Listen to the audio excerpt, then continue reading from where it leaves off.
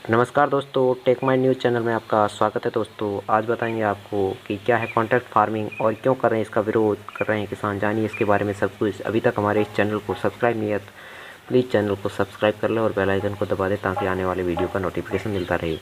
तो जो किसान है वो कॉन्ट्रैक्ट फार्मिंग जो भी है, सितंबर में सरकार 3 नए कृषि विधेयक लाई थी जिन पर राष्ट्रपति की मुहर लगने के बाद वे कानून बन चुके हैं। लेकिन किसानों को ये कानून रास नहीं आ रहे हैं क्योंकि उसका कहना है कि किसानों को नुकसान और निजी खरीदारों और कॉरपोरेट घरानों को फ़ायदा होगा।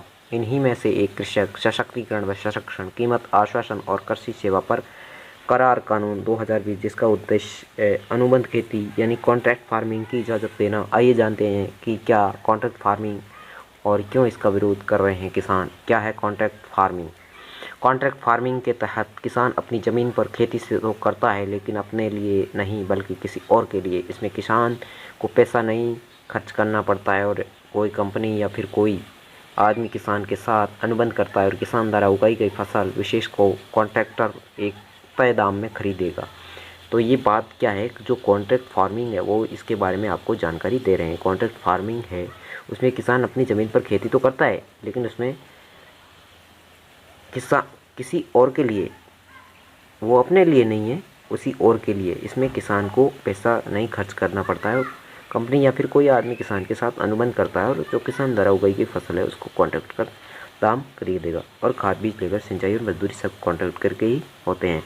अब कॉन्ट्रैक्ट फार्मिंग के फ़ायदे क्या है? कॉन्ट्रैक्ट फार्मिंग से न केवल किसानों को फ़ायदा होता है बल्कि खेती की दशा और दिशा भी सुधरती है। इससे किसानों को बेहतर भाव मिलेंगे, बाजार भाव में उतार चढ़ाव के जोखिम से किसान मुक्त होगा, किसानों को बड़ा तोहफा मिलता है और किसान को सीखने के अवसर भी इसमें मिलते हैं और खेती के तरीके में सुधार होता है। किसानों को बीज फर्टिलाइज़र के फैसले में मदद मिलती है, फसल की क्वालिटी और मात्रा में भी सुधार होता है। तो ये किसान के इससे फायदे होते हैं। कॉन्ट्रैक्ट फार्मिंग की इसकी जो चुनौतियाँ होती हैं वो क्या क्या है? बड़े खरीदार के अधिकार को बढ़ावा मिलता है, कम कीमत देकर किसानों के शोषण का डर भी इसमें बना रहता है। सामान्य किसान जो होते हैं उसके लिए समझना इसको मुश्किल होता है, छोटे किसानों को इसका कम फायदा होता है। ये है आपके लिए। और इससे क्या सरकार का नया कानून कोई है तो आप जानते हैं? आइए इसके बारे में कुछ जान लेते हैं। कृषक जो सशक्तिकरण, संरक्षण, कीमत आश्वासन और कृषि सेवा पर करार विधेयक 2020 के जो भी नई बातें या मुख्य बिंदु कह सकते हैं वो क्या है? कृषकों और व्यापारियों और कंपनियों प्रसंस्करण जो भी इकाइयाँ हैं वो निर्यातों से सीधा जोड़ना होगा।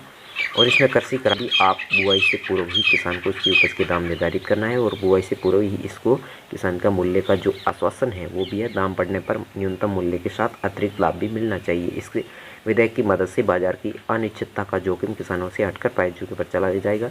पूर्व जो मूल्य है में ही तय हो जाने से बाजार में कीमतों में आने वाले उतार चढ़ाव का प्रतिकूल प्रभाव भी इसमें किसान पर नहीं पड़ेगा। इससे क्या है कि किसानों की पहुंच अत्याधुनिक कृषि प्रौद्योगिकी और कृषि उपकरण एवं उन्नत खाद बीज तक भी बनी रहेगी। इससे विपणन की लागत कम होगी और किसानों की आय में वृद्धि भी सुनिश्चित होने की संभावना पूरी है।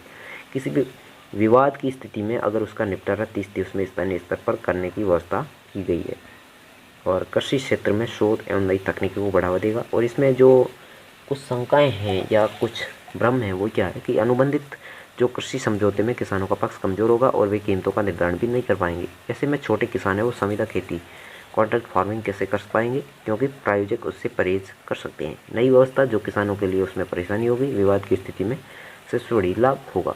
तो इससे ये स्पष्टीकरण निकलता है कि किसान को अनुबंध में पूर्ण स्वतंत्रता रहेगी कि वह अपनी इच्छा के अनुरूप ही दाम तय कर उपज बेच सकेगा और उन्हें अधिक से अधिक 3 दिन के भीतर भुगतान होगा। और देश में 10,000 कृषक हैं जो उत्पादक समूह निर्मित किए जा रहे हैं। उसमें समूह एफपीओ होते हैं, वो छोटे किसान को जोड़कर उसकी फसल को बाजार में उचित दाम दिलवाने की दिशा में कार्य करेंगी। और क्या है, इसमें अनुबंध के बाद भी जो भी किसान को व्यापारियों के चक्कर में रेटने की आवश्यकता नहीं होगी और खरीदारी उपभोक्ता उसके खेत की उपज लेकर जा सकेगा और विवाद की स्थिति में कोर्ट कचहरी के चक्कर काटने की आवश्यकता नहीं होगी। स्थानीय स्तर पर विवाद को निपटाने की व्यवस्था होगी। तो ये किसानों के लिए बहुत ही इसमें फ़ायदे की बात है। और आज की खबरों में बस इतना ही। बने रहिए हमारी टेक माइंड न्यूज़ चैनल के साथ। धन्यवाद।